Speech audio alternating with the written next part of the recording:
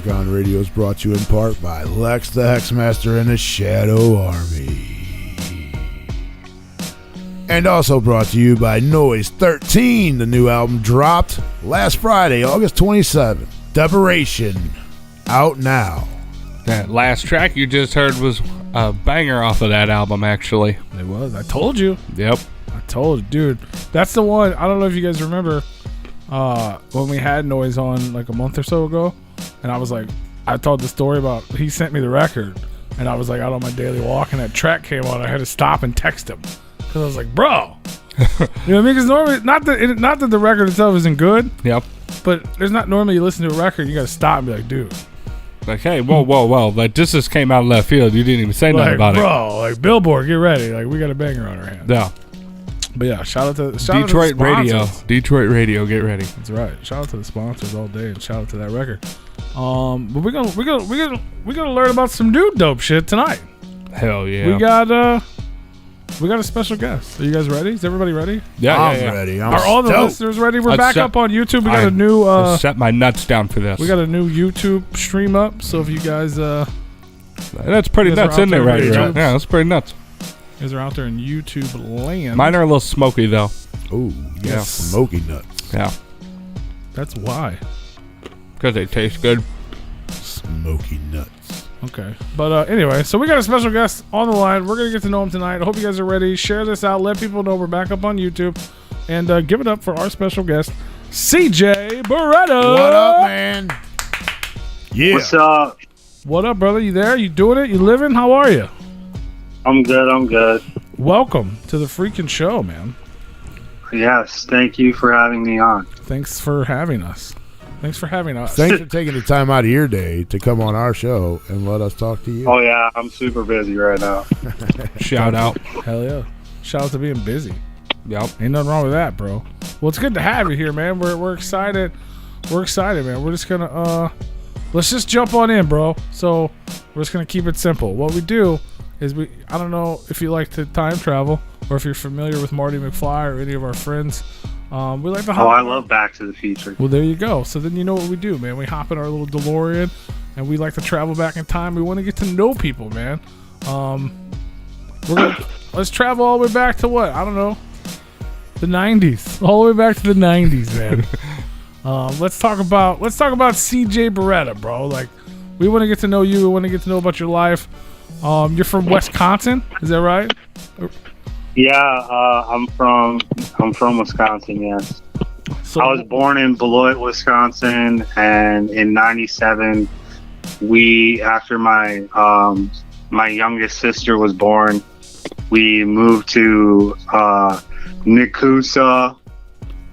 I know you guys know nothing about any of these places. I've basically lived in like a triangle of towns my whole life, all within a 10 to 15 mile radius of each other. That's all right. So a small town, Wisconsin type of vibes? Like Hickville, man, like down home country status. Hell yeah! Like, were y'all playing like banjos or like the jug? Did you learn how to play the jug? No, we're not out of touch. We just, we just come from small towns. A lot of people pass us on the highway and have no clue. Like, everyone, when you think of Wisconsin, I know a lot of people think like Green Bay or Milwaukee. I'm from central Wisconsin. We're literally dead center in the middle of the state. So you guys have like delicious cheese, though, right? Oh, hell yes. We are known for our cheese. That's all I care about. Right? I mean, cheese is pretty damn important in my life. Yeah, it's like a staple of our diet here. Fuck yeah, nothing wrong with that. So growing up, so you're from this whole country area. Like, what kind of got you? Like, what was your first like taste of music? Like, was it like your parents were jamming out to some hair metal? Like, what kind of got you into that?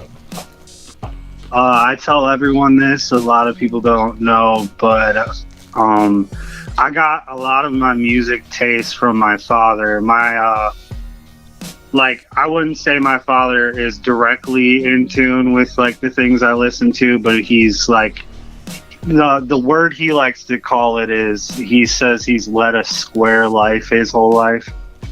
My pops has always said that, because he's been straight edge, you know, he's never done any drugs, or he's not a big drinker.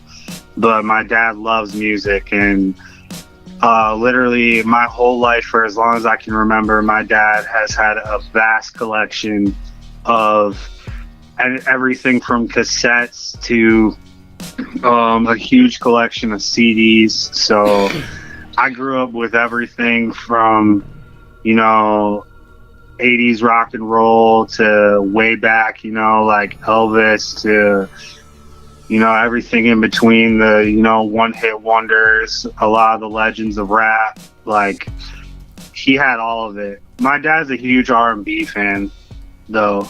Like, he loves rap, but my dad's a huge R&B fan. Hell yeah. That's not a... So I basically spent my whole life, like, I guess listening to whatever my dad was listening to on car rides, you know. And a lot of the time, a lot of the stuff was explicit.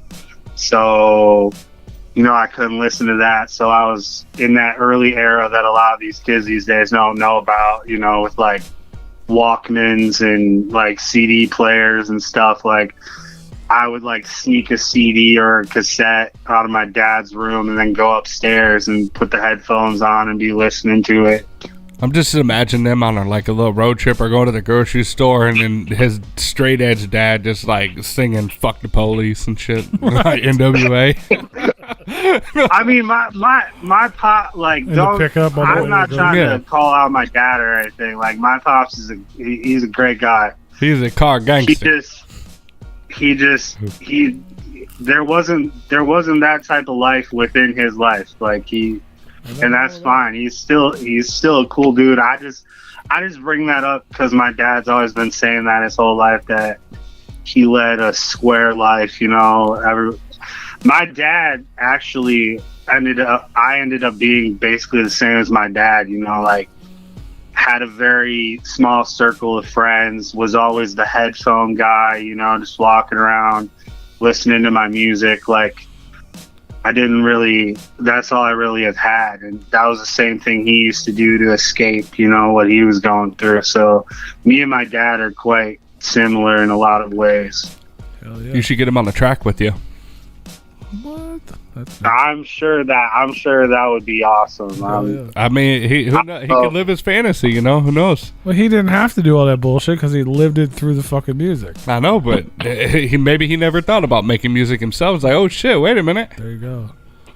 That'd be dope. That's a dope idea. Yeah, so I mean, I grew up with a lot of different stuff. Like I said, like, you know, 80s rock and roll to like all the classic stuff, to everything from my dad's era, because my dad was born in the 70s. So, you know, when everything started popping off. So, like, I think it's really cool that I get to be part of a craft that my dad literally got to see from the jump, you know, back in the day with, like, you know, Sugar Hill Gang and all those guys that really started all of this in general. Hell yeah. No, that's the shit. That's hella cool. So like, my dad, he's like 50, so like my dad's literally been around since like the birth of hip hop. So that's pretty cool. Fuck yeah. That's hype. That's the coolest thing Dead Body Man's ever said on the show, by the way. You should totally do a track with your dad. I love this. I'm not going to contest that. We have to make this a thing. I think it'd be pretty cool. Yeah, worst case scenario, you got something to look back on. Even if it's just like a spoken, even if he doesn't want to rap, he just says some sort of, I don't know. That's dope. That's a dope idea. Get that man on the track. Write that down. Write it down. Where's the notebook? Somebody got a notebook next to the bed. That's sick. I love it. Don't let him forget this. Don't forget this, CJ. Amanda, don't let him forget this. Right? We got the family in the chat. Yeah. We should shout that out too, huh? Yeah. Amanda Uhl in the chat room. She says she wants to give a huge shout out to her amazing fiance, CJ Beretta. She loves you, babe. Love you. Yeah, man, that's my future wife right there. That's my baby. Make sure he gets dad on the track. Yeah. I also want to give a shout out to, you know, my family, my mom, my dad. If you're listening, I love y'all. To all my friends listening, I love y'all. I want to give a big shout out to my homies on my label, After Dark, Biggie White and Black Sage. If y'all listening, I love y'all too. And of course, the woman behind the man, you know, she's more so in front of me. she makes me look good, more sense and everything. I'd also like to give a shout out to my boy Riley, who literally sleeps in my studio right now. He's out on the couch. I told him he had to get out because I had to do important things. Hell yeah. Got to talk to important people. Shout out Rilers. Shout out. I know something you also mentioned, not on here yet, but I definitely want to bring it up, is that you were highly influenced by the greatest entertainer of all time, Mr. Michael Jackson. Oh. Tell me more about this. Tell me more. Tell me more about Michael Jackson, CJ Beretta. What's your Michael Jackson story? Yeah, actually, like I said, growing up, obviously with my dad, you know, that was my dad's idol, obviously. I'm sure he has other ones, but growing up, like, obviously, in that time period, like, Michael Jackson is probably my dad's all-time favorite artist. I mean, mine too. I grew up in like the era of when there was actually music on MTV still, so like, you know, watching all the music videos, and my dad actually had a VHS, if anyone tuned in that doesn't know what that is. He had a recording on a tape of, I don't know what year it was from, but they're playing all this hits in his videos. So it was like all of Michael Jackson's videos throughout the years. So like I used to watch that thing like over and over again. Just, it was so entertaining. Like, I know everyone has their views on him, and, you know, to each their own, but like that man, when it comes to artists, like, and people with a movement and who captivate the world, like that, there's really few far in between that are able to do that. And he was one of those people, for sure. Absolutely. 100%. Michael Jackson's amazing, man. So you're growing up with your dad, you're in small town Wisconsin, you're learning about all this music, which is dope as hell. Like, shout out to your dad for that. Like, you know what I mean? A lot of people, especially in a place like that, you know what I mean, like a country town, you know, middle America, you're not generally introduced to things like that until you get older and you're like sneaking around and shit. But like you know, so you have all this stuff, you have all these great influences. What kind of inspired you, like, from just being, you know, enjoying music and enjoying all these different styles to like want to actually perform? Like, did you first want to play guitar, which a lot of kids want to do, or? Well, like I said, growing up with a vast amount of different music, what a lot of people don't know, but except the people closest to me, was growing up. I was always into rap. Like, I loved rap. I loved rap music. I obviously was around, you know, in the era of Slim Shady. You know, got to give a shout out for all the white boys out here, you know, that grew up listening to him and all wanted to be him, you know, like, cause he, you know, when it came to music, I've never really seen race or anything like that. It was just more so, if you go back to that time period, there wasn't a lot of, what's the word? There wasn't a whole lot of diversity going on back then. It was just kind of a one-sided thing, you know, and anyone outside of that, you know, wasn't really accepted, you know, and he broke a lot of barriers for a lot of things, you know. For sure. And obviously he's gonna go down as a legend, you know, so you gotta give props to people like that. But I actually, when I was growing up, I wanted to be a rock star. I grew up with all the 80s metal. I played sports, so that's all we blared in the locker rooms. Like I said, you know, when driving with my dad, he'd always make these CDs or, you know, cassettes or whatever, you know, to listen to on the way to games and stuff. So like, that's what I wanted. Like, I was a huge Motley Crue fan. I still am. Like, I'm a fan of a lot of those guys from back then, but like Motley Crue, like, I guess I've always been like attracted to like that bad boy side of things, you know, like the grimy grit, like we don't give a fuck type thing, you know. And that's what, you know, music was back in that day when that stuff started to come out, you know. It's all about, you know, sex appeal and drugs and rock and roll and just, you know, destroying and everything. And just so that's kind of where it was headed at first when, like, I was just telling someone this story recently, but I'll tell it now. Music for me goes as far back as this story. When I was a little kid, my dad, I don't know if it was my dad or my mom, but they took a toilet paper roll and they stuffed paper in the end of it and then duct taped it, the top of it, and then poked holes in it. And I can literally remember, like, very faintly running around in, like, probably like a pull-up or something, just screaming lyrics to songs on my homemade microphone. Mm-hmm.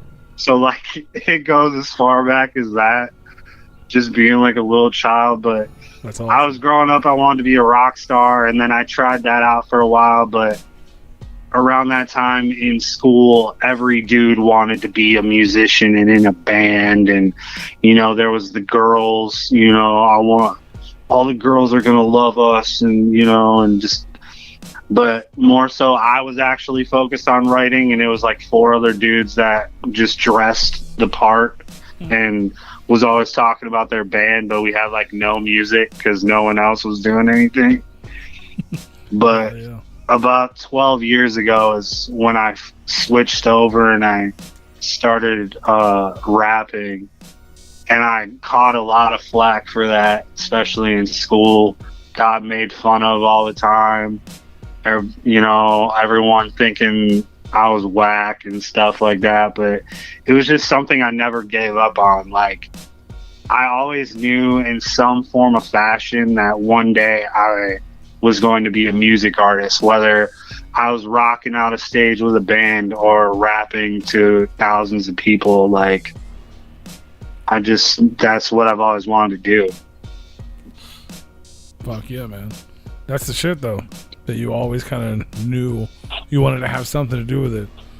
So, like, when you guys were pretending to be in a band, there was never actually a band? Like, that never actually became a thing? I was real. Like I said, I was real about it, but everybody else was, like, more focused on smoking weed and getting drunk and sleeping with girls and stuff.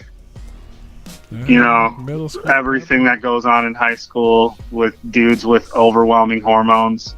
For sure. Just like, yeah, man, if we just like wear super tight jeans with like, and they're ripped, and we wear like leather and we grow our hair out, we say we're in a band, like girls are going to be all over us. And here's Jordan literally like, you know, writing all the music, trying to, you know. And what's really funny is a lot of people back then who wanted to be in bands, like, could only play like a little bit.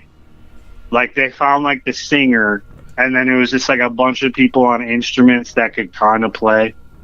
Mm-hmm. There was like, it came few far in between to find someone who like actually could play guitar, right, or like drums or bass for that matter. Like, it was just all about the look, I guess. I don't know. For sure. Especially at that age. Like, you just want to, you know what I mean? You want to... Yeah. I'm a rock star, baby. Wow! Yeah! And of course, with that comes you feeling like you have to live the lifestyle. So, you know, we got this make-believe band, and then all we're doing is partying and getting in trouble with our parents and school and smelling like stale cigarette smoke and, you know, just everything else. The good old days. Fake rock stars, but real drugs. Real drugs and real problems. This sounds like a television show. TLC. Real drugs, real problems. Fake rock stars. Up next at 6:30. So like while this is happening, obviously you're, you know what I mean, you're a kid, you're a young kid, you just want to be cool, you want to impress the ladies, but at the same time, there was an artist trapped inside you. So this whole time, even though that wasn't necessarily really happening, you were actually like writing poetry and like getting thoughts out, whether you knew they were lyrics or not. Like you started writing and stuff through this whole thing, right? Oh yes, for sure. Literally growing up before the music outlet part of it all took off, I've been literally writing like my whole life. Like even if it wasn't a musical form or in some type of structured stanza like that, like just I've always been a writer. Like no matter what I've been feeling or whatever, I was always jotting in notebooks, whether it was just trying to get something off my chest or, you know, just get it out, but I don't know how to say it to somebody, you know, because a lot of the times growing up, like I've always found myself to be a super prideful person. In my later age now, getting older, I've gotten more prone to trying to talk about how I'm feeling, but like early on, like I never felt like it was what you would say like manly to speak out about your feelings, you know?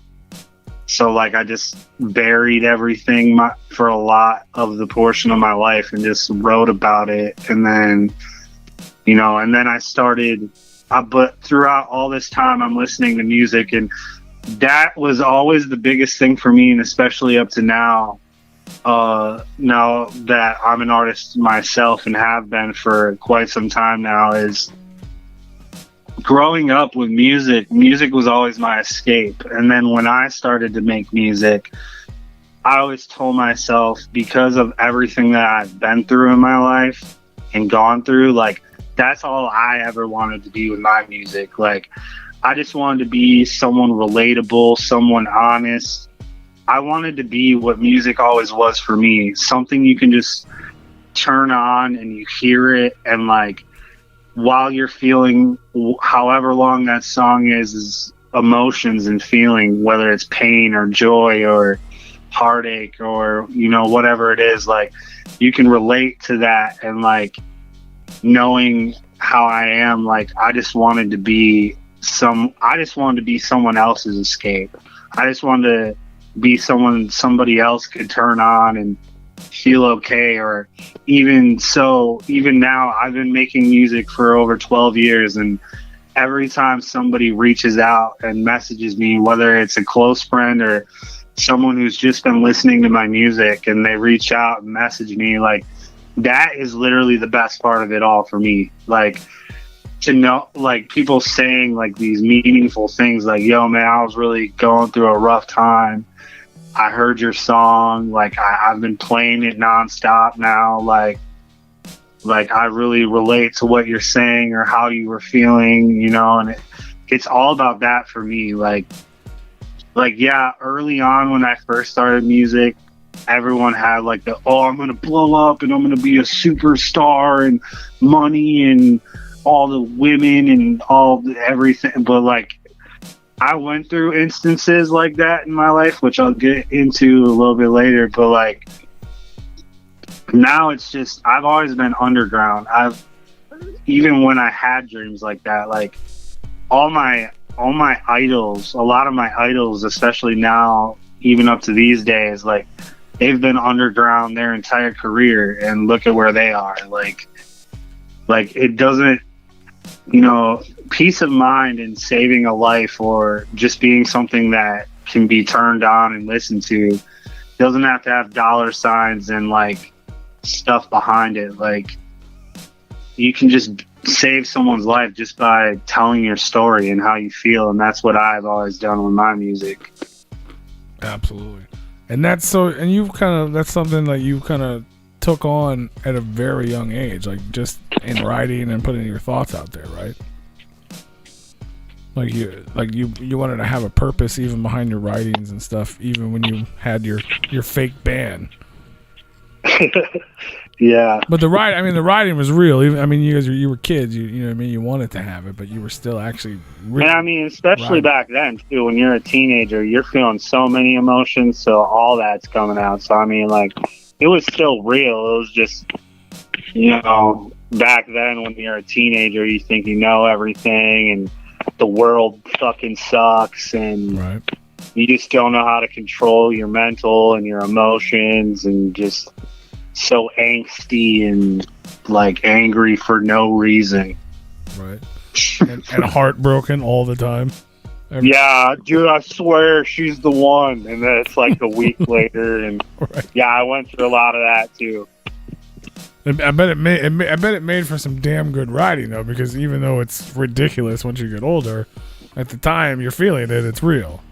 So it's Well, yeah, I mean, everyone's gone through things like that. I mean, like, I mean, it's funny to look back now at a lot of it, and like really realize that like, what was that everything thing? a lot of, your elders were saying, when they're like, you think this is so important now, or like nothing's going to get better, or, like this just sucks. But the years are going to go by and you're going to look back at it and make fun of all these moments. And like, I do.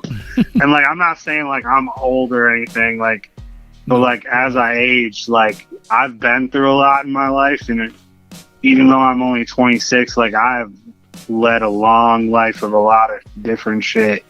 And sometimes that's the best thing you can do is just laugh it off. Like, as cliche as it sounds, you do only, you die once, but you're alive right now. So like, why, take so much time and energy to waste on all the bad and everything that's happened to you, even if at the time it felt like a lot, like it's just laughable now because, life keeps moving forward, and it's probably not the last time you're going to go through some bullshit. So Absolutely.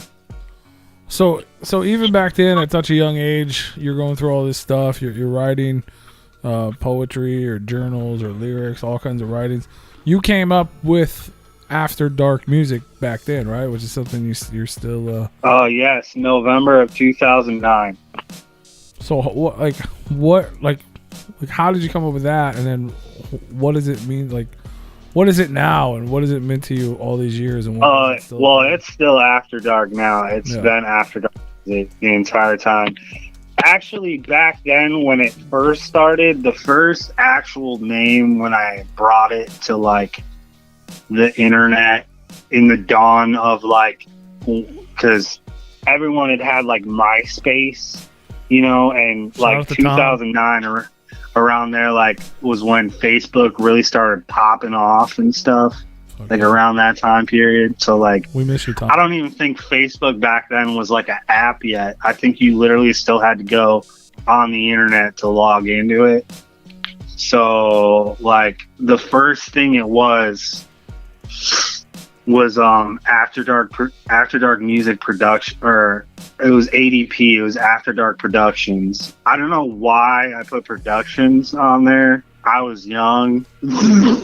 So I was trying to make something sound cool, but but then it turned into After Dark Music Entertainment not too long after that, because like everyone took the productions thing way too seriously, and they're like, so like, what do you do? And I kept getting messages because no one understood it, and I was like, yeah, I should probably change the name, because people like, I had people coming at me thinking I was like a videographer and stuff, and I even had a couple people hit me up thinking that I was like an adult film producer, because when you say that out loud, After Dark Productions, like that kind of sounds like a little Cinemaxy, like After Dark. Like Hell yeah. Like I did, like I probably couldn't find them now, but in like the early stages, like I got a lot of different messages with people asking me what I actually did.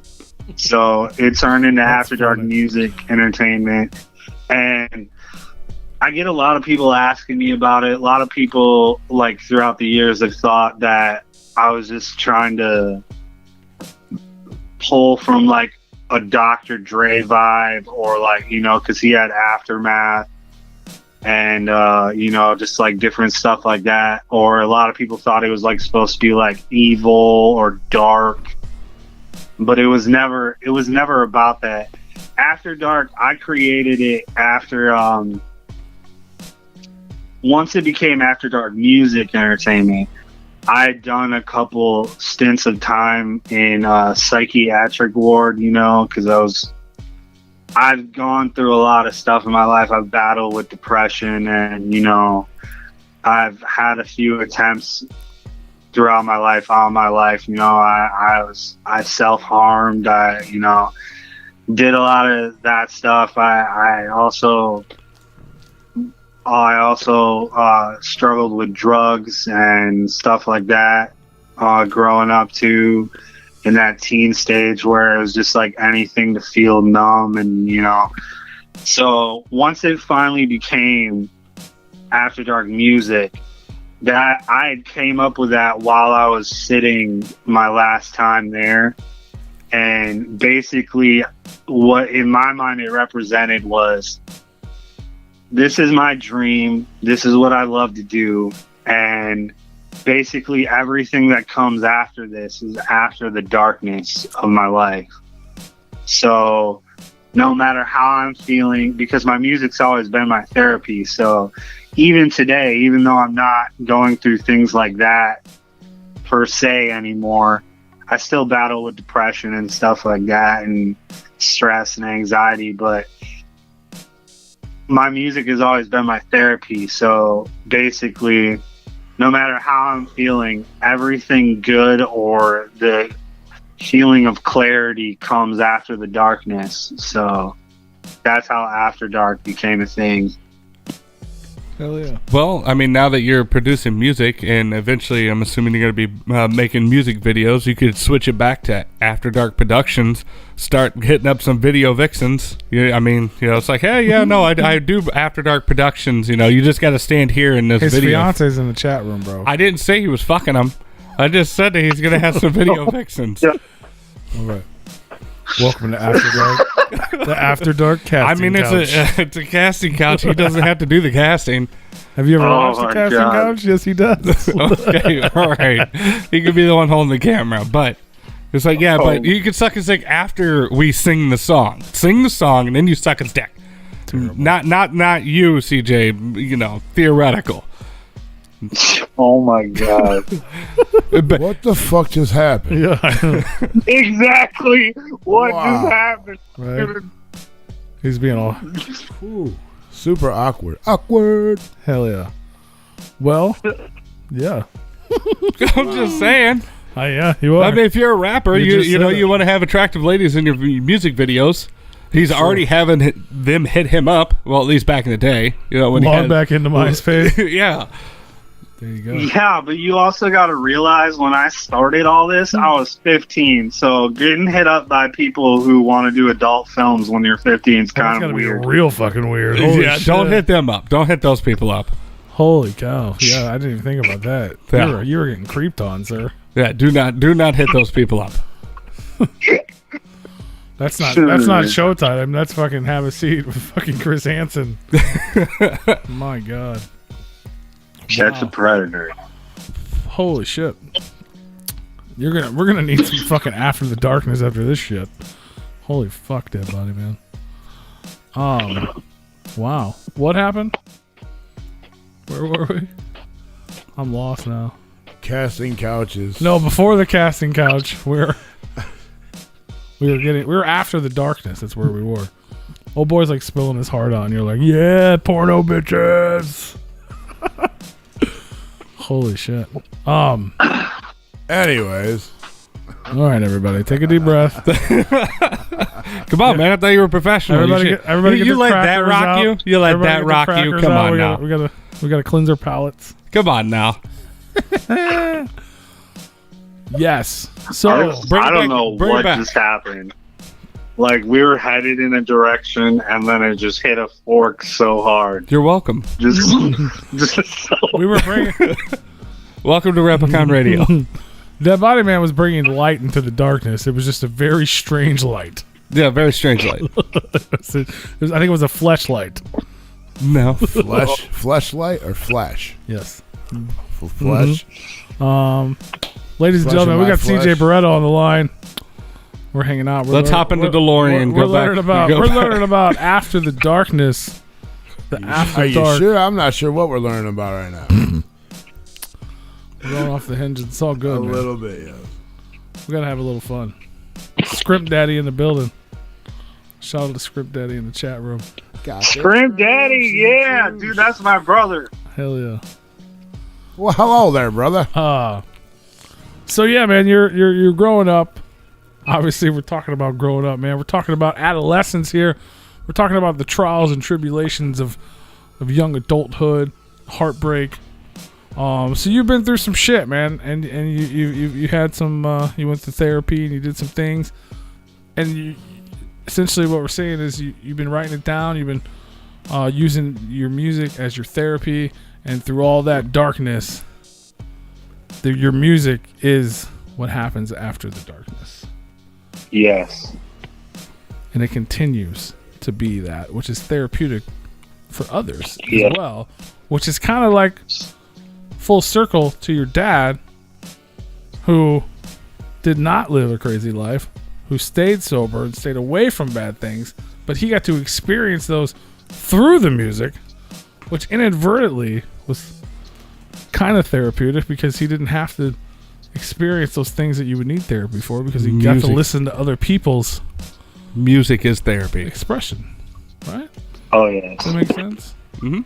Trying to I mean, that's not to take away from my dad's life. My dad has been through some things. He, well, yeah, you don't it's have just, to do drugs to have fun.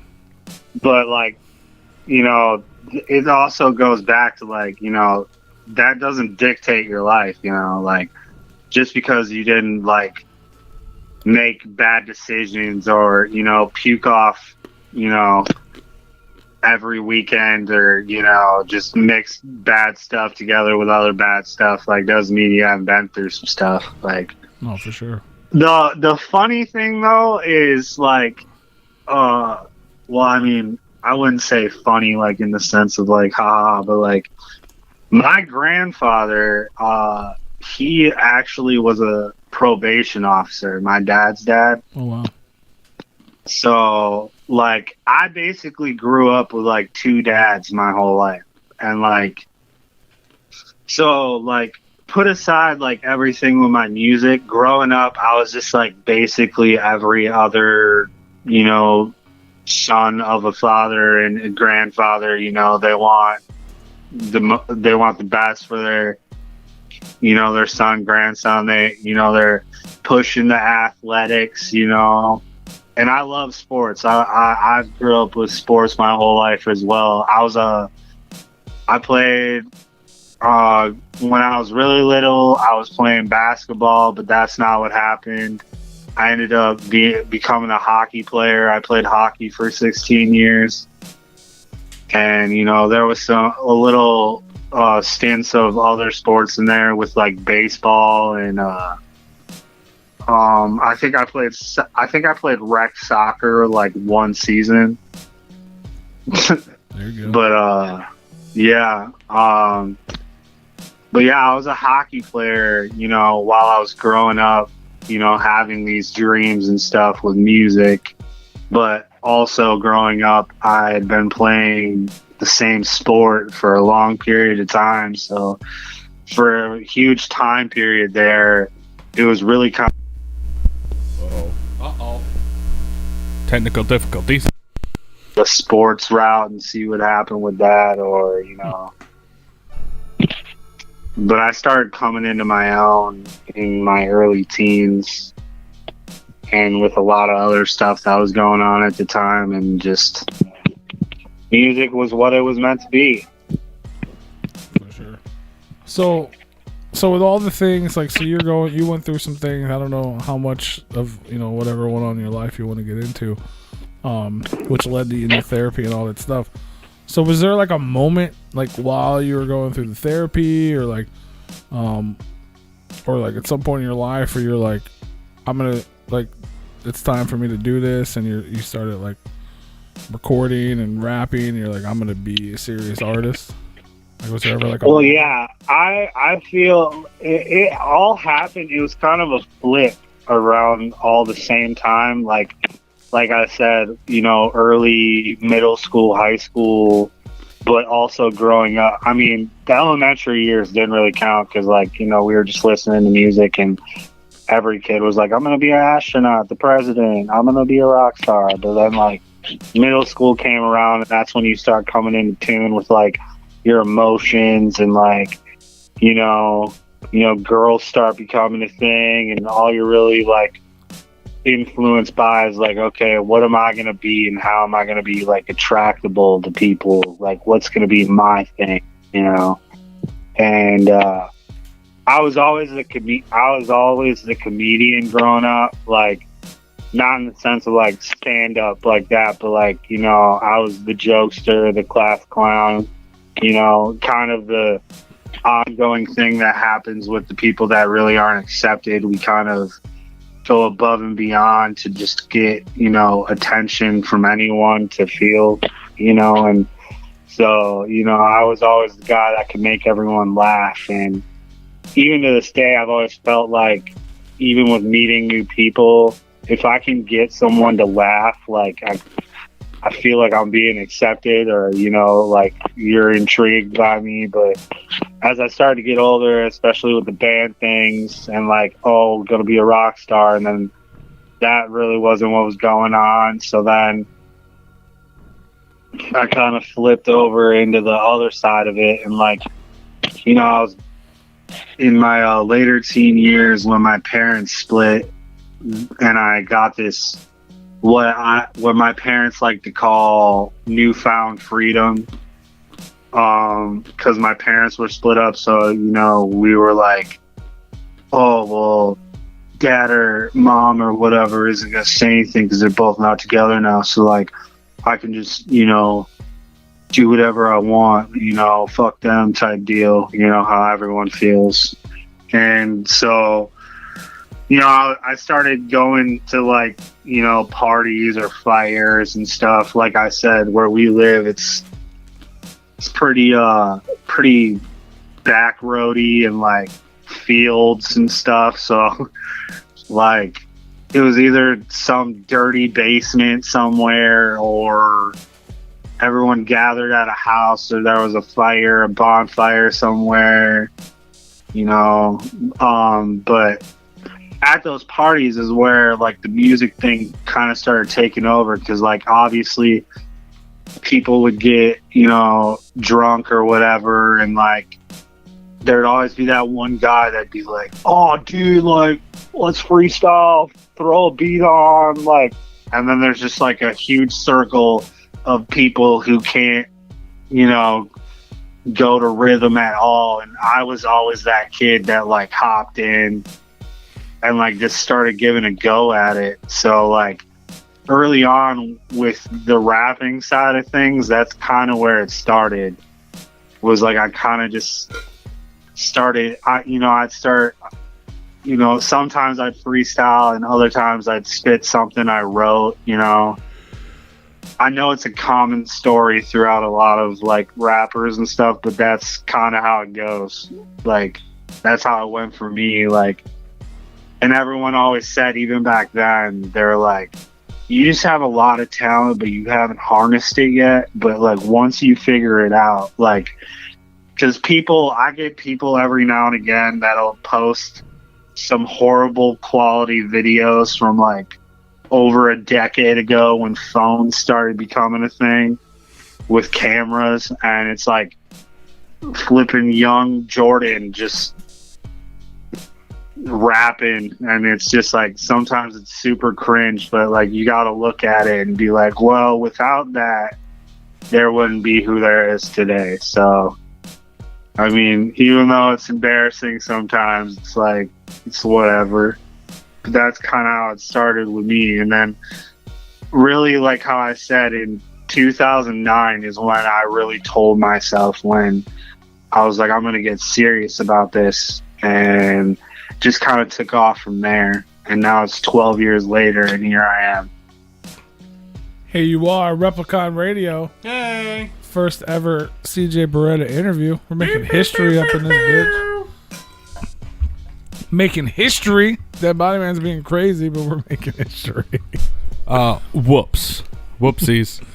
Hell yeah, man.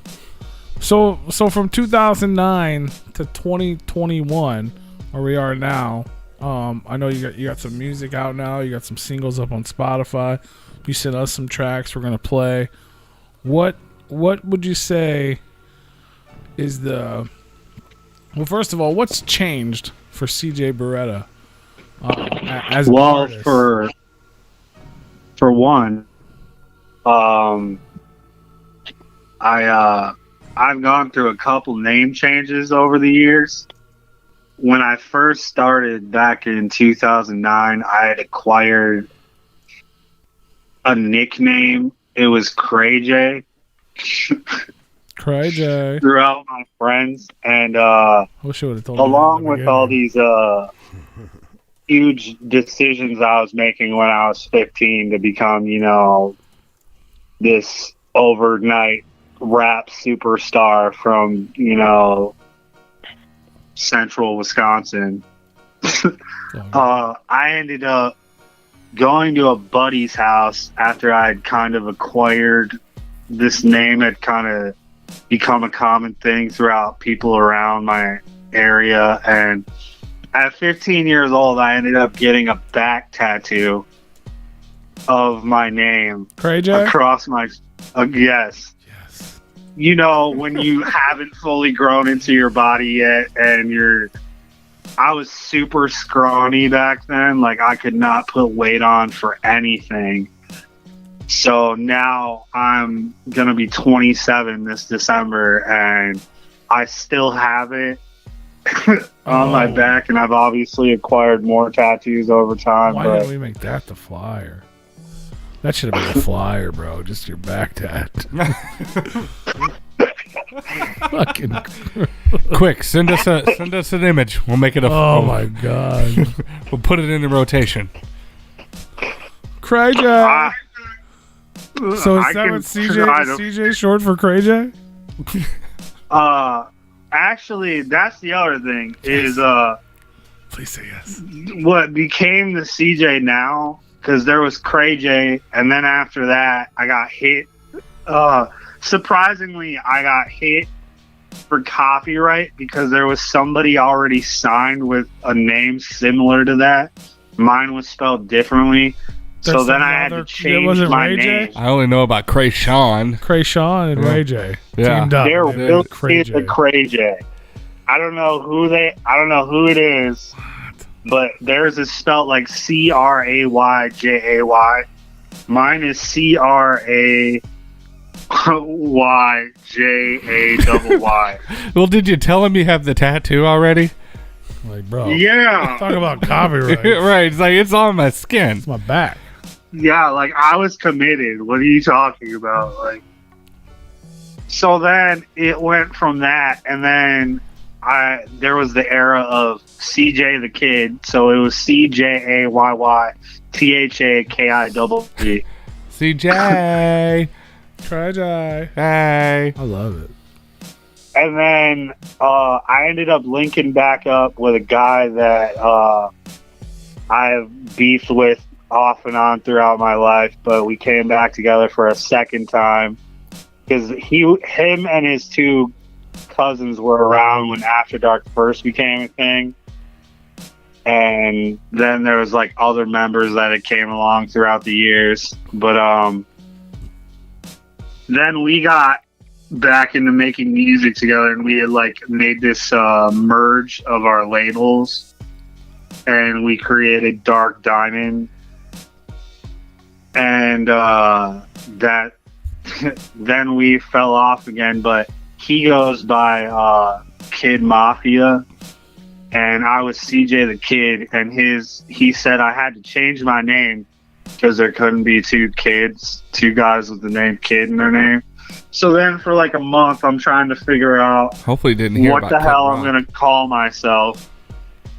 And then I came up with CJ Beretta, and literally, I can tell you and the whole world, there is no deliberate meaning behind it. It is literally for the sole fact that I am Italian, and that is a firearm. And it's, you know, Beretta. So, like, It's a it good just firearm. went together. So, like, that's how that became to be. And I always joke with my label mates all the time because I helped name them.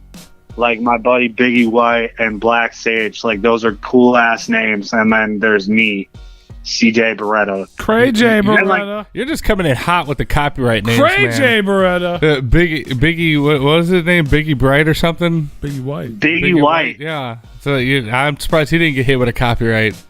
He actually did. This dude that also went by that name or whatever hit him up like a week or two ago, trying to like forcibly tell him to change his name. But me being in tune with music as I am, I went and searched this guy. He only has like 21 followers, and he's following 21 people. So everyone can do the math there. He basically all of his followers are the people he follows. So he got it trademarked, but it's spelled Biggie, and then White is spelled WHYTE. Damn. What And then Black Sage. so it's like Little White, but it's big. He's big. Black Sage. That one is BLVCKSBGE. Yeah, I see that in the chat. Black Sage is in the chat. That's Yeah. That sounds like somebody that would be on one of those After Dark programs. Black Sage. Black Sage. Coming up next. Black Sage. No offense. No offense. He's probably laughing his ass off right now. But it definitely sounds. He's like, they're probably all going to call me after this, dude. We're over. Everybody's But, like- changing their names. But like, if anybody listening who does not know who this is, imagine if that was a woman, and you were getting ready to tune in to After Dark Productions featuring Black Sage. That's a totally different program, Yeah, it is. and it doesn't sound bad. Yeah. On. I'm not touching that subject anymore. Black Sage is one of my favorite spices. And look, they appear. No offense. We got CJ Beretta. It's all good. No. I have not gone by that name in so many years. That's the shit. Even though it's still there. Fuck yeah. Now the world knows. These colors don't run. Mm-mm. CJ. Gray J all day. CJ all day. We got slogans and catch lines. And there's so much happening here. So much undiscovered territory. But I don't know how much you looked into me, but I also He looked into your fucking soul. Soul. I lost you. Your Black Sage soul. You moved. Uh-oh. Yeah, we told you not to move. Can't do that. Shit. He gone. If you're talking, we can't hear you. Shit, you should have taped it to the table. CJ.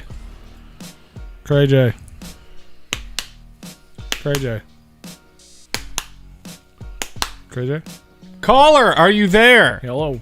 yes. There he is. There he is. Hello. Hello, We caller. lost- You're we live with Replicon Radio. We lost you for a second. Yeah, dude, I'm here. Okay. You weren't, though. We lost you. I probably looked like a fool to my neighbors through the window because I'm just standing here screaming at a phone with people who can't hear me. We couldn't hear you at all, especially if you were screaming. Getting ready to cut out again. Cut out again. How'd you know that? Because I heard it chopping. He said he had bad service. He did. Well, you should go back where he had good Yeah, service wherever you for were like sitting for the 30 last minutes. hour, just go back to that. As soon as I can hear you, I'm going to tell you I can hear you. So if you're yelling at the phone again, we can't hear it. Nope. I don't think volume's the Here. issue. Yeah. Yep, What? I heard it here. I heard it here. I think Black Sage fucking Fuck, what'd he do? he fucked up the phone lines. Scrimp Daddy, drive over there and fix his shit. Black Sage. Fuck the tattoo for now. Fix his phone. He cut the phone lines. He said, "Y'all He ain't." ain't there no more. Y'all Nah. ain't- Can y'all really not hear me? Nah. he is. Well, we heard that. Heard you say that. Can you hear me now? I heard that. Yeah. God, I feel like a Sprint commercial. Boy, you better plant your ass down and stay there. Wait. Stop sprinting. Yeah. Stop sprinting and start sitting. Yeah. It's like Chris Farley and Black Sheep trying to find a fucking cell phone service on top of the fucking mountain. Oh, I love Chris Farley. Well, we heard that. I'm not sure what we're I gonna believe hear. we're back. Oh, Scrim Daddy doesn't Oh, drive, so he gone again. Ah, son of a bitch. He just said he was in a car. He's gone again. he just likes to hang out in the passenger seats. I don't know what he does. You hang up Oh on no, he's still on the line. Well, We if just Scrimp can't Daddy doesn't hear drive, he's in a car with him. somebody named Liz. So, Liz, drive over to fucking He Gray went Daddy's back. house. He went back. You go over there. Liz, yeah. Oh, this might be more. We just never know when he's gonna show back up.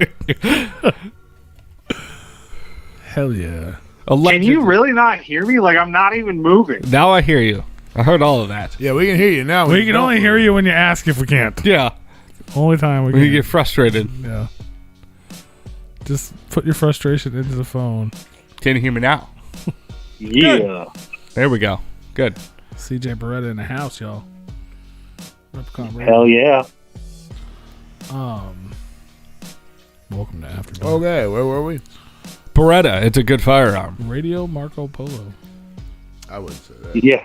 It is a good firearm. It's okay. Yeah. That's basically what happened. That's how that happened.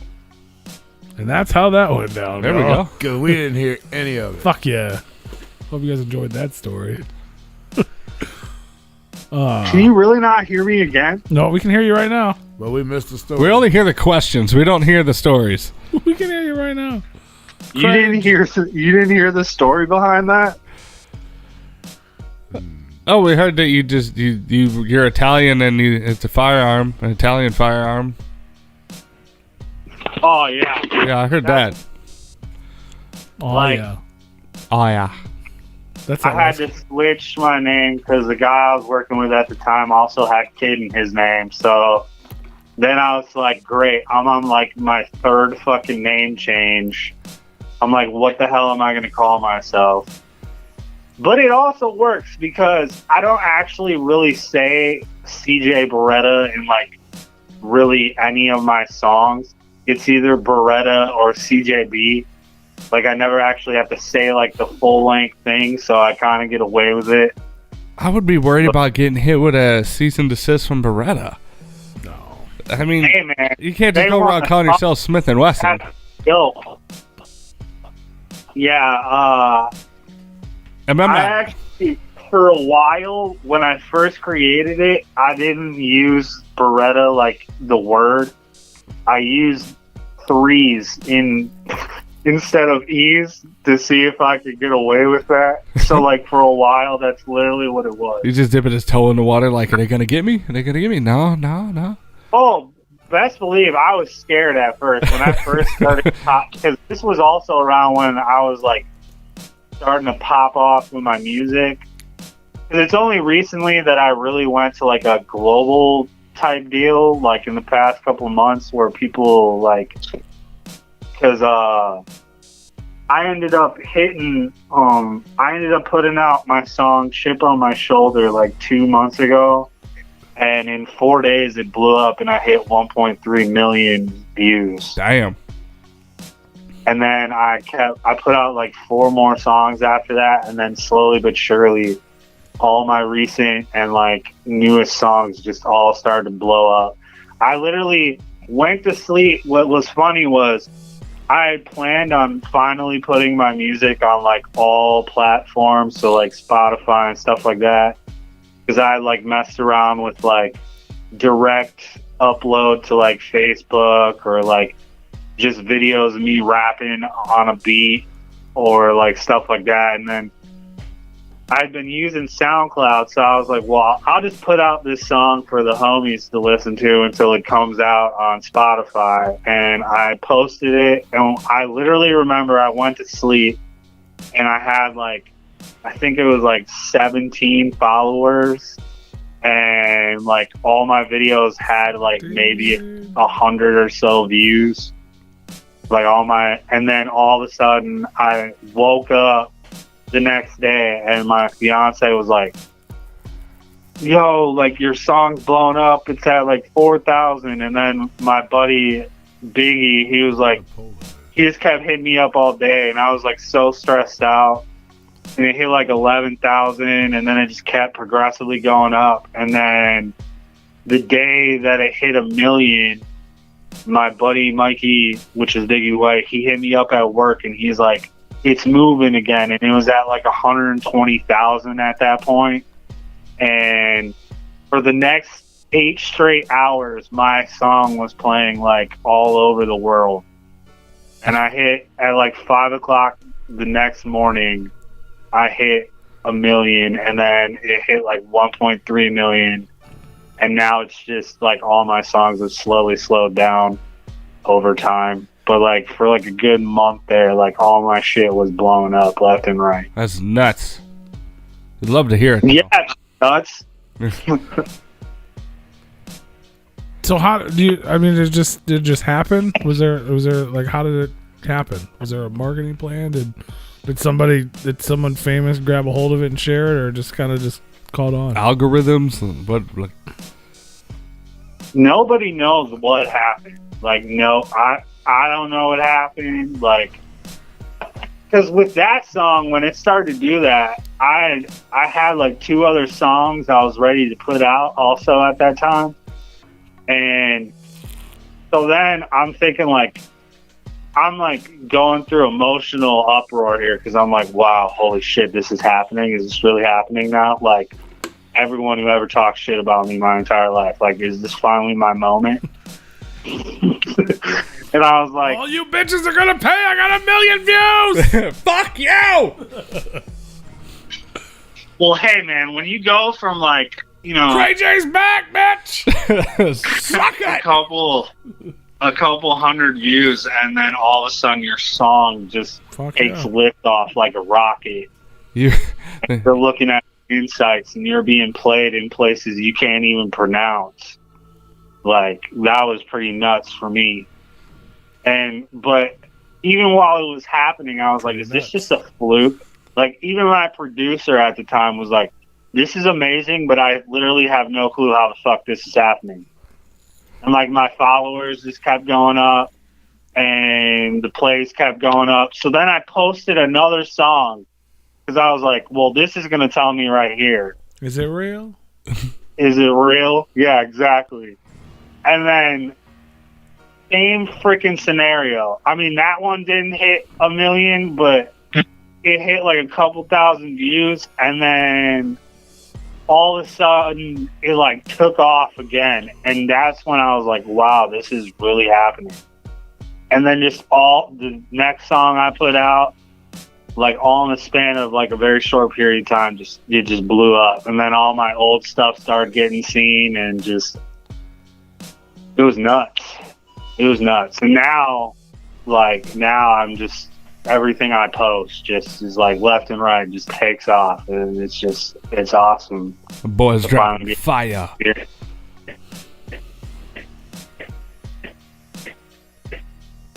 I mean, to go from the kid who was like, yeah, I'm going to be a rapper, to being and everyone's like, yeah, okay, sure. And then like you put in years and years of work and going through all the stuff you go through, and then finally get your moment where like you're really being recognized. And like, I'm not saying like my life has changed at all since that point. Like, obviously mentally it has, because like, you know, I never really cared about, you know, clout or like becoming famous or money. Like, it's just my love, it's my passion. what I love to do. You know, it helps me out. It's always been something I've enjoyed, but like to know that I'm like actually reaching people's lives, like that is amazing for me, especially with how I feel about myself personally. So That's the shit. it's a big feeling. Fuck yeah, man. So with that, so the tracks start doing pretty well. You're starting to get, a bigger following. What's next for CJ Beretta? Can we expect a record from you? I know you got some singles online. We got some tracks tonight. I don't know if all of those are available. I've been working. I'm actually in my studio right now. The kick old boy sleeps in there. But I've been doing a lot of solo stuff. Me and my label mates. Me and Black Sage, we're coming out with an EP. We're working on it right now. It's actually 2 years in the making, but he just got real serious about making music like this year. So like, but he's really good. He's like very diverse. Like even me, as someone who's been doing this a long time, like he's just like, I love that everyone in my group is not the same. Like that was what I always wanted. I didn't want that like mass label of just artists that all have the same fucking thing to say. Like I wanted diversity and like different background and like, different styles. So we're working on a project called EMOth. EMOth stands for emo and goth. I'm the goth one, he's emo.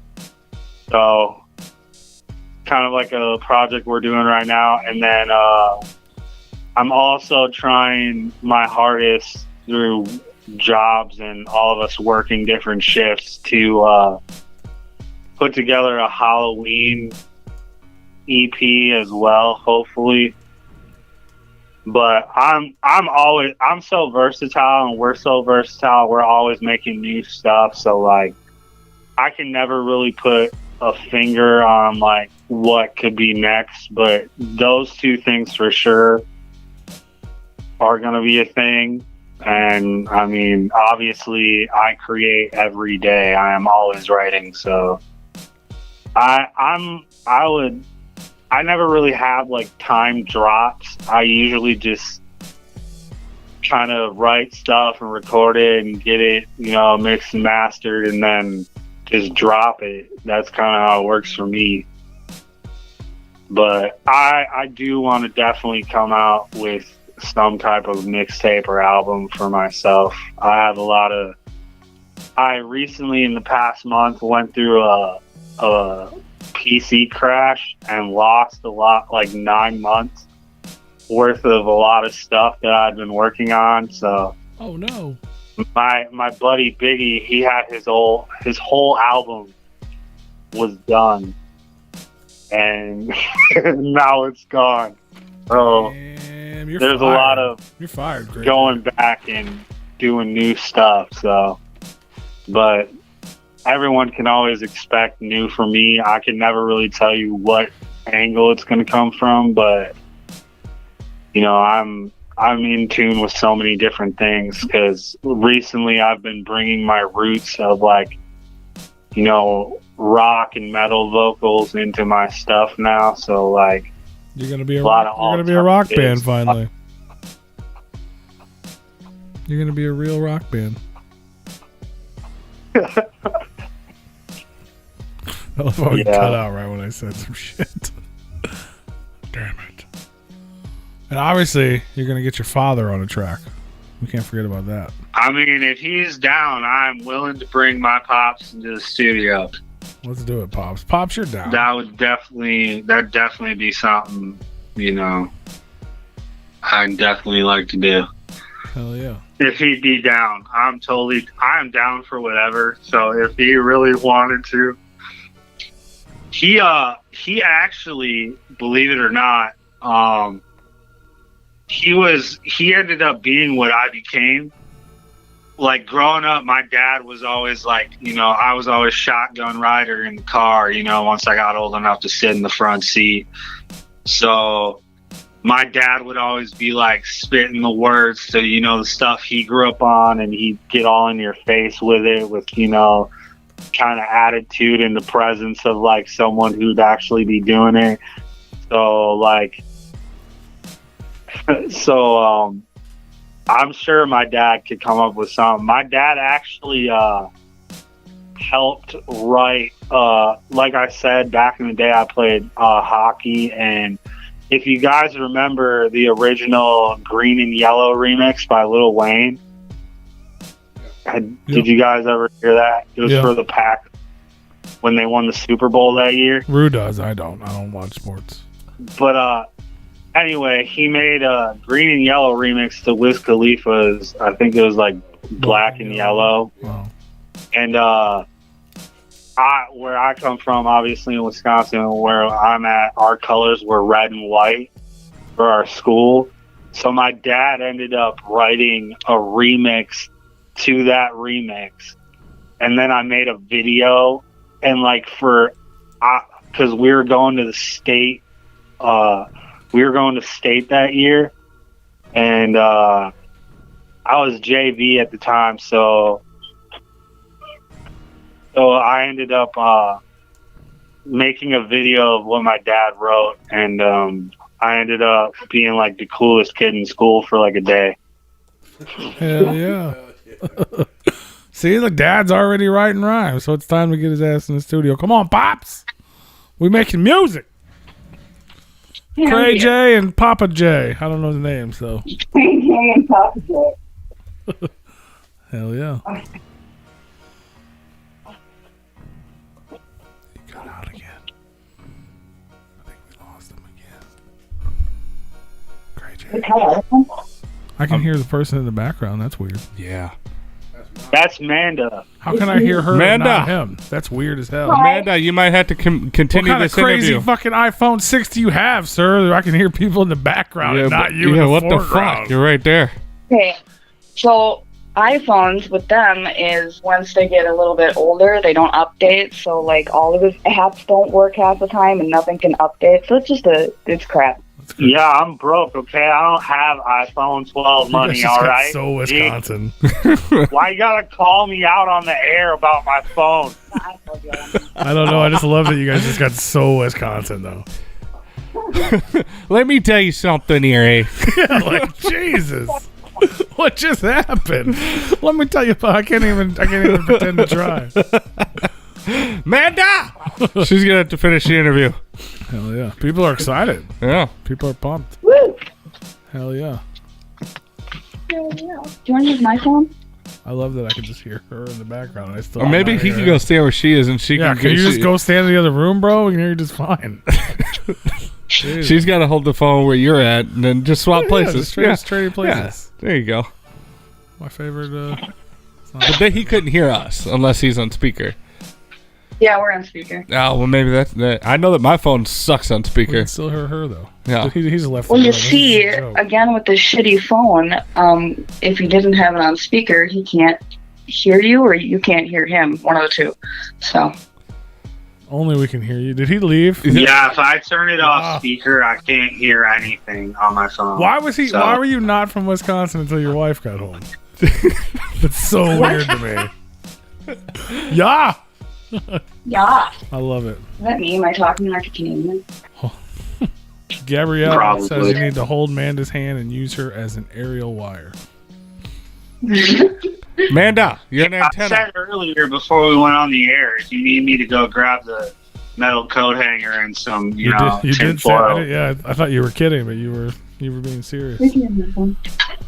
I told you. I said before we went on the air, I said, You did. can y'all hear me because the reception here is bad and my phone sucks. No, we heard you then. We got you good for a solid hour. It's no worries. But yeah, man. So new music dropping constantly. We got more stuff on the horizon. After Dark Entertainment with Black Sage. Black Sage. Biggie White and Black Sage.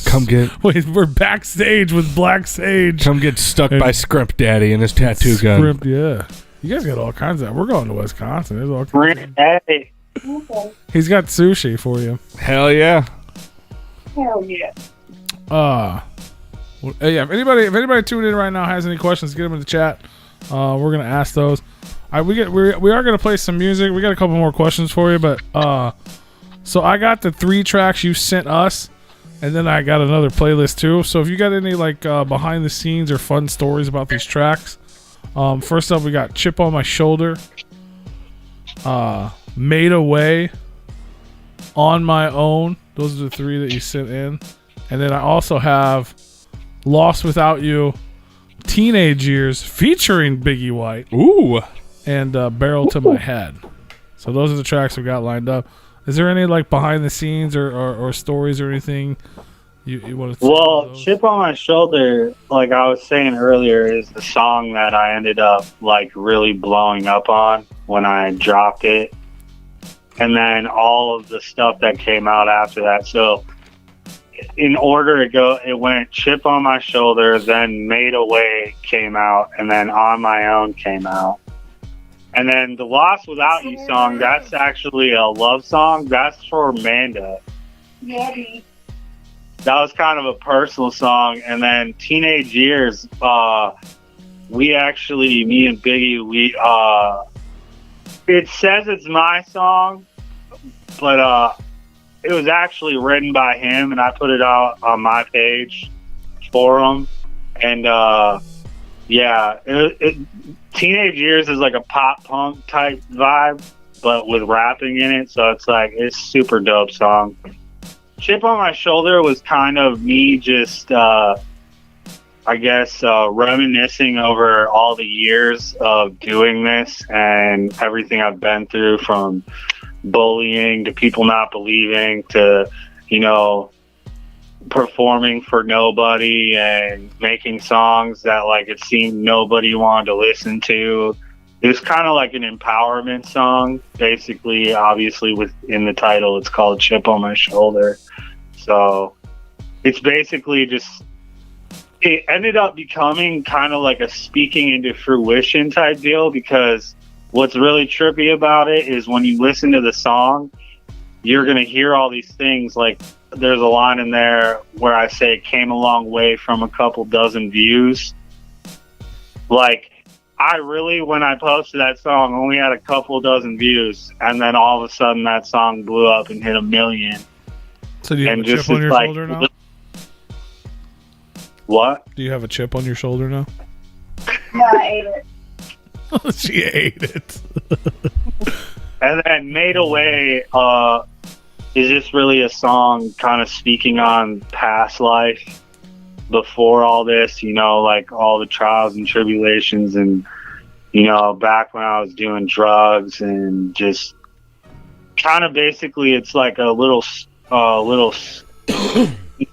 for each verse of kind of like our backstory to our life and where we were at the time, and now what we're doing now. And then On My Own was also kind of a reminiscing, but it was more so a reflection of what had happened that week, because I ended up recording that song after I blew up, and I kind of just was, I guess, reflecting on all my hard work and everything I had done. I mean, the title kind of seems kind of like I'm saying it was all me that got me here, but like I wouldn't be here if it wasn't for a lot of the stuff I've been through and people that have come into my life. But I was basically just kind of stating in that song itself that like, when I look back on it, like without me, I wouldn't be here, type deal. Like if I would have gave up, if I'd have stopped doing what I love to do, like it's kind of the thing. And then of course, Lost Without You is the love song about Amanda and just everything she's done for me. And then of course, Teenage Years, that one is me and my boy Biggie talking about our past lives together, growing up, what we went through type deal, and where we are now. Hell yeah, man. That's the shit. All kinds of deep ass shit going on, man. I love it. Yeah. I love it, man. So, And there's so much more coming. I'm telling you. I'll Paul? keep sending all of you guys stuff as it comes out. for sure, man. So I got two more questions for you. If anybody in the chat or tuned in has any questions, let me know. One of them we asked all the guests. One of them we asked all of our guests the same thing. So I'm gonna go ahead and ask you because that's how original we are. Essentially, bro, you got 3 records that either inspire you as a man, inspire you as an artist. Maybe it's the one you listen to when you're sad and you're crying in your car, or when you're mad and you're punching the wall, or something like that. Just 3 albums you could not live without. What would they be? 3 albums I could not live without. Yep.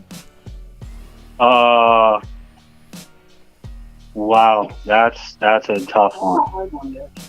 That should I like say artists that I could not live without instead? Because I feel like that'd be easier. Sure. You can take the So many albums I love, and just you pick the artist. We'll pick the album. well, for one, a huge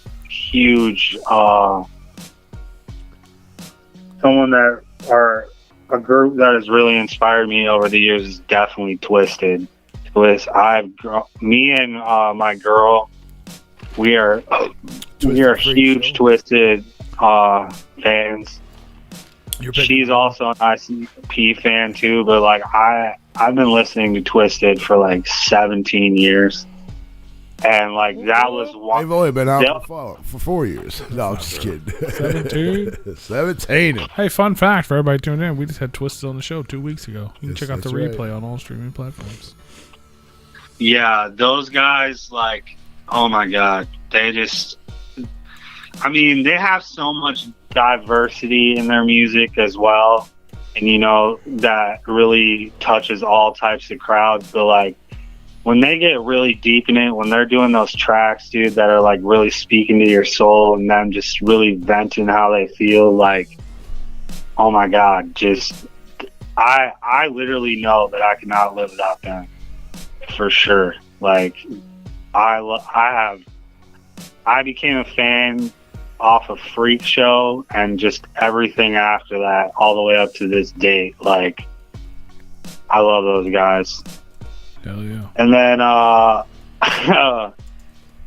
more so on the crying in the car thing, that would probably be a lot of like old school 80s power ballads that we all secretly listen to, you know? Like all those that are just like classic and timeless. Like, So you just want like the old infomercial power ballads of the 80s. You want that? That's your pick. well, yeah, because like you could say the bands, but like I loved all those bands from back then. Power Even the ballads ones- in general. You got fucking White Snake, a little Def Leppard, a little fucking White Snake, Def Leppard, Poison. Phil Collins, You know, Brian Adams, Here Whitney I go Houston. again on my own. I feel like Tracy that's your jam. Chapman. like, do you guys know who Winger is? Yes. Bon Jovi. Fuck yeah. Oh my God. Okay, so like I said, with my dad, like growing up, like he played all those, and like my dad's a huge Def Leppard fan, huge Yeah. REO Speedwagon fan, Poison. He listened to all those, but like there was these 2 songs by Winger that he used to play all the time. One was Headed for a Heartbreak, and the other one was Miles Away. I was literally in high school, like I was literally in high school, like crying my eyes out to some song that came out before I was even born. Like sending it to a girl who probably had no idea who the hell that even is. Like, I've always felt like that my whole life, with like, especially with listening to so much different music that my dad listened to. Like, that's why I was so educated, and like I would like baffle men of like decades older than me, going like, "What do you know about that, boy?" Like type deal and stuff. And like I'm like, I grew up on all that shit. Like, you think my dad was a huge Prince and Michael Jackson fan too, like I said. So like, yeah. Also, I grew up on Linkin Park too. Chester was a huge influence in my life too. for sure. You're And bringing seeing him, on the heartbreak. It's gonna be stuck and seeing him go was super sad. for sure, man. Chester's amazing. Lincoln Park was amazing. Along with Robin Williams too. Robin Williams and Chris Farley, I looked up to them too growing up. Like, they were basically my childhood. Like, those guys were so funny and just like didn't even realize it. And yet in so much pain, but that's how it works. So that's why I related to it so much. For sure. But when it comes to albums and stuff like that, like, I could never answer that. There's just so much music that I listen to. But like I'm also a huge Lil Peep fan too. Like, I have been since he became a thing, and even after his death, and everyone was like super obsessed with him, and I'm like, you don't even know who he is. Like, I've just always been into like the people who are like the underdogs, like the people who everyone roots against, but like they're amazing and dope. Or like people think like, oh, their time's over, no one cares about them anymore. It's like, well, I do. Hell yeah. I care about them. But I feel when it comes to music, like, music affects people in different ways. So like, what's one person's cup of tea is another person's like, it's all right. Like, I don't know. You know, I feel like music speaks to people, their soul, in different ways. So like, not everyone's going to be into what you're into that affects you. So Absolutely. So with all that sadness and all those sad people and all the things you've been through in your life and all the therapies and all the journals and all the poetries and all the drugs and all the hard times, we're in the last day of August 2021. How are you, CJ Beretta? How are you? I am great. I'm just doing what I do every day, just trying to make it to the next day, no matter how hard it can be. Like, just keep moving forward. You know, obviously I have a lot going on in my life right now that is starting to come into fruition and getting noticed, and people wanting to talk to me and hear about my story and my people and my surrounding. And I just appreciate people like you who, you know, want to take the time out of your day to talk to somebody like me. So hell yeah, man. Well, I feel good. That's what I want to hear, man. We want to make sure you're doing good, brother. We're in a good place. This is after the dark. We're all laughing our asses off in the chat room. I keep blocking Dead Body Man. You fucking prick. Pay no attention to that. But yeah, man, that's the shit. This conversation has been so deep. It feels like a Lifetime movie. It is a Lifetime movie. Oh. You're a part of it. We're in Lifetime. You're a part of it. Tune in to Replicon Hallmark. This is coming out. Replicon After Dark. Next up, we have Replicon After Dark. Next up, we have the spicy storytelling by Black Sage. Ooh. Dude, I would definitely love to come back, all them with me, so they could all be part of it. That'd be super dope to bring them all together, since you guys keep meeting everyone in your group chat. Hell yeah. Shout out to everybody popping in the chat room. Make sure you guys head on over to YouTube as well and hit that subscribe button. YouTube. Yeah, hit subscribe, people. YouTube. If you don't hit subscribe, I'll cry. That's right. People got things to see it, okay? Mm-hmm. Hit subscribe. Right. Every time I say his name, he appears. I like it. After the Dark. About to be my next song. There you go. Black Sage. Yeah, why are you saying it like one of those old school like phone numbers for call girls? Because you're welcome. That's why. Call 1-800 After the Dark. Tried to set up his next music video. You looking for love? Dude, listen, the day that I have problems in the bedroom, in my try Black video, Sage. I'll let you guys know. $27.99 a minute. That's right.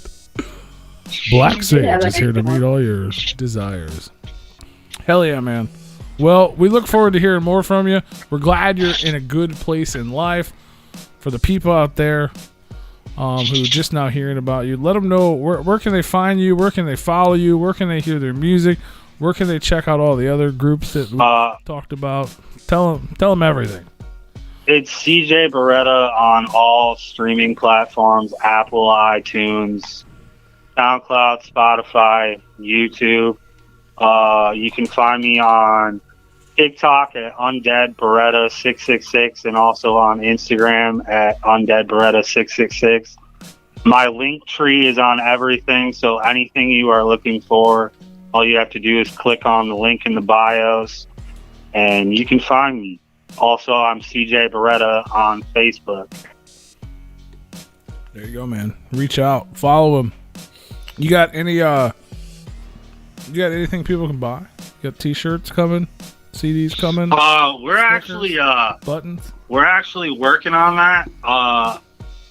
I've been really trying to find somewhere that isn't trying to like totally rape you out of your money. You know, especially in this day and age with all this inflation of everything. So like I'm trying to get somewhere where I don't have to pay like $5,000 for 4 t-shirts, you know, like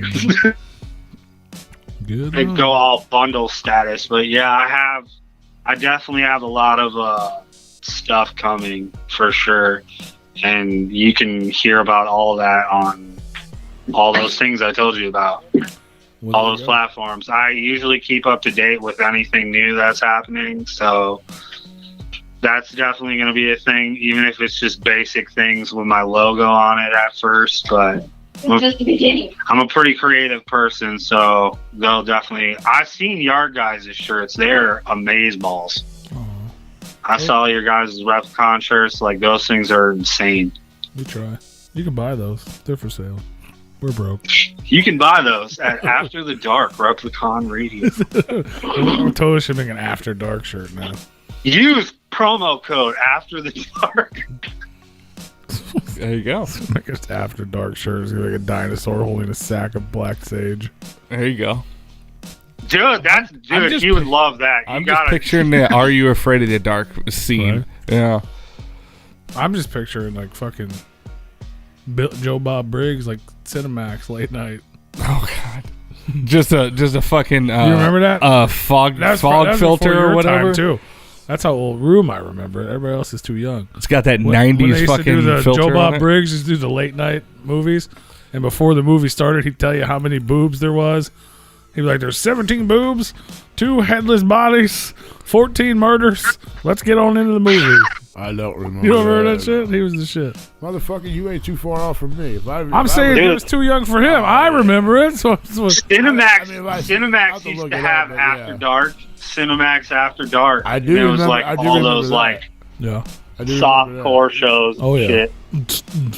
Yeah, they had like the fucking techno music. Hell yeah. Script Daddy says they love you. Gabrielle says she loves you. Script Daddy said Pope Pimpin' never scrimping. Everybody loves you, CJ. We're gonna play some I music. love all of you. Hell yeah. If you got any well, first of all, I want to welcome you officially to the Replicon Radio family, brother. Welcome. You're always welcome here, so when you do got some new stuff dropping, let us know. We'll do our best to get the word out. And before we get into the music, you got any last words or any shout outs that you wanna put on out? I just want to give a shout out to basically everyone that loves me, and to all my haters. I thank both groups of you for giving me what I needed throughout the years to become who I am today. I want to give a shout out to, my girl, my family, my sister who's at home now with, her baby. She just had my niece a couple months ago, so she's doing the mom thing. I want to give a shout out to my parents for being my creators and creating me. Hey, Gabrielle is actually Gabrielle. It's Gabriel. My bad. What's up? Yeah, I want to give a shout out to you too. Gabriel up in the chat. My bad. Hella rude. Is that how you pronounce that last name? Dude. He is a dude. I want to give a shout out to Script Daddy, my bro and my tattoo artist. Hell yeah. I want to give a shout out to Liz. I want to give a shout out to Big White and Black Sage and all y'all. I love all of you. I love everyone. I love all you people at Replicon Radio, everyone that tuned in. everyone that's going to watch this later, I love y'all too. Tuesday I love listeners.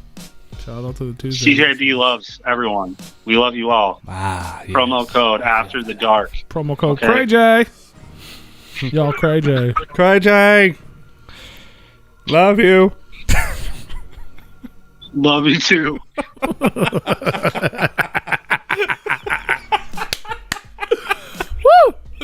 Hell yeah, man. All right, we're going to take a break. We're going to play some music. If you guys are tuned in on YouTube, the stream is going to stop. But if you want to hear the music, you're tuned in live, head on over to repliconradio.com. If you're not tuned in live, you can listen to the replay on all streaming platforms: Spotify, Apple, iTunes, Stitcher, Spreaker, you name it, we're there. Go listen. And we'll be back after the break to talk a little bit of history for the